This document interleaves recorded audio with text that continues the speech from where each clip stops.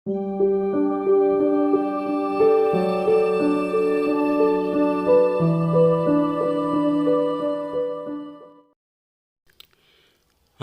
Shalom. అందరూ ఎలా ఉన్నారండి? మనము ఈ సమయంలో హీబ్రూ గురించి కొన్ని విషయాలను నేర్చుకుందాం. హీబ్రూలో జంతువుల పేర్లను మనము నేర్చుకుందాం. గత వీడియోలో కొన్ని జంతువుల పేర్లను నేర్చుకున్నాం. ఈ సమయంలో మరికొన్ని జంతువులను, వాటి పేర్లను మనము ఈ హీబ్రూలో ఎలా పలకాలి అనేది మనము నేర్చుకుందాం. మన channel behold your Bible Hebrew updates అనే మన యూట్యూబ్ ఛానల్ని మీరందరూ కూడా సబ్స్క్రైబ్ చేసుకోండి. ప్రతి వీడియోను లైక్ చేయండి, మీకు తెలిసిన వారికి పరిచయం చేయండి.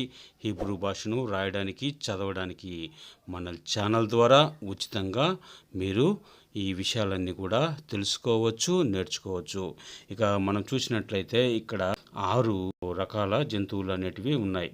6 రకాల జీవులు అనేటివి ఉన్నాయి. ఇక్కడ మనం చూసినట్లయితే మొదటిది కెలేవ్ లావ్, అంటే కెలేవ్ అనగా కుక్క. మనము నిన్న చూసాం కెలేవ్ అనగా కుక్క అని. ఇక్కడ మనం చూస్తే కెలేవ్ లావ్ అనగా కుక్క పిల్ల, పప్పి. చిన్న కుక్క పిల్లని ఏమంటారంటే కెలేవ్ లావ్ అనేది పిలుస్తారు. అలాగే ఇక్కడ మనం చూస్తే రాబిట్, అంటే కుందేలుని ఏమని పిలుస్తారు అని మనం చూస్తే అర్నేవిత్. అర్నేవిత్ అంటే కుందేలు అని. అర్నేవిత్ అనగా కుందేలు అని మనము ఇక్కడ చూస్తున్నాం. ఇంకను మనం చూస్తే ర్యాట్, అంటే ఎలుకను ఏమని పిలుస్తారు అని అంటే మనం చూస్తే లెహల్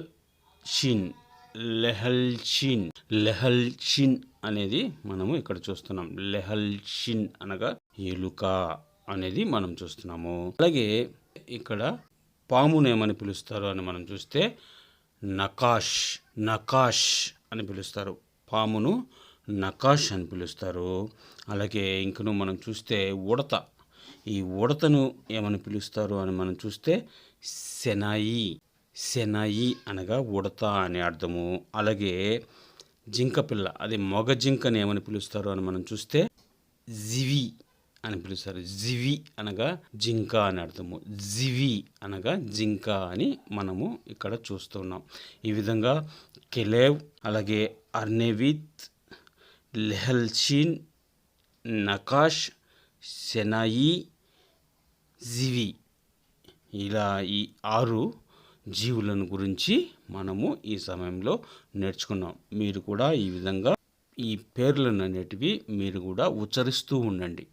మనము ఈ వీడియోలు చూస్తున్నప్పుడు ఈ పేర్లను ఎలా ఉచ్చరించాలనేది ఉచ్చరిస్తూ మనం చూడాలి. కెలేవ్ లావ్, అర్నేవిత్, లెహల్షిన్, నకాష్, సెనాయి, జివి. ఈ విధంగా మనము ఈ జంతువుల పేర్లను కానీ, పక్షుల పేర్లు కానీ మనము ఇలా చదువుతూ ఉన్నప్పుడు మన నోరు అనేది, అంటే ఆ ఉచ్చారణ అనేది మనకు వస్తూ ఉంటుంది. కాబట్టి ఈ విషయాలన్నీ కూడా మీరు ఆలోచించండి.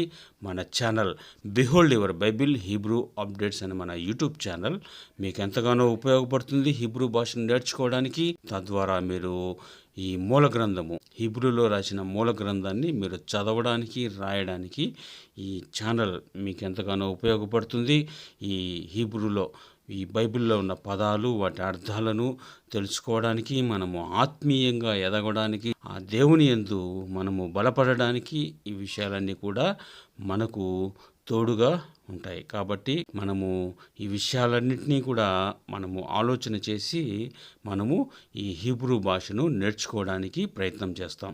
మీరు చూస్తున్న ఈ షీట్ ఉంది కదా, మీరు ఇక్కడ చూస్తున్నారు తెలుగులో, హీబ్రూలో, ఇంగ్లీష్లో. ఈ విధంగానే మనము బుక్స్ అనేటివి తయారు చేసి, మీరు ఈ బుక్స్ కావాలి అనుకుంటే నాకు కాల్ చేయవచ్చు. నేను మీకు ఈ బుక్స్ను అనేటివి పంపిస్తాను. ఈ బుక్స్ ఈ విధంగా మనము తయారు చేసాం తెలుగులోను. అలాగే హీబ్రూ పదాన్ని తెలుగులో ఎలా పలకాలి, దాని పేరు, అలాగే వాటి అర్థాలను మనము ఈ బుక్కుల ద్వారా మనము నేర్చుకోవచ్చు. కాబట్టి ఈ విషయాలన్నీ మీరు ఆలోచించి ఈ ఛానల్ని మీరు తప్పకుండా సబ్స్క్రైబ్ చేసుకోండి. ప్రతి వీడియోను మీరు లైక్ చేయండి. మీరు లైక్ చేయడం ద్వారా ఈ వీడియోలు అనేక మంది వరకు వెళ్తాయి. అప్పుడు వారు కూడా నేర్చుకోవాలనే ఆసక్తిగా హీబ్రూ గురించి ఆలోచిస్తూ ఉంటారో వారి వద్దకు ఈ వీడియోలు అనేటివి వెళ్తూ ఉంటాయి. అప్పుడు వారు కూడా నేర్చుకుంటారు.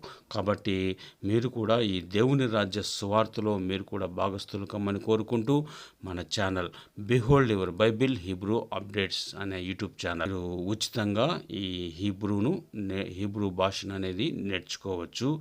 కాబట్టి మన ఛానల్ మీరు ఒకసారి దర్శించండి, ఆ వీడియోలు అన్నిటినీ కూడా చూడండి. తర్వాతనే మీరు సబ్స్క్రైబ్ చేసుకొని మీకు తెలిసిన వారికి పరిచయం చేయండి. Thank you so much. God bless you all.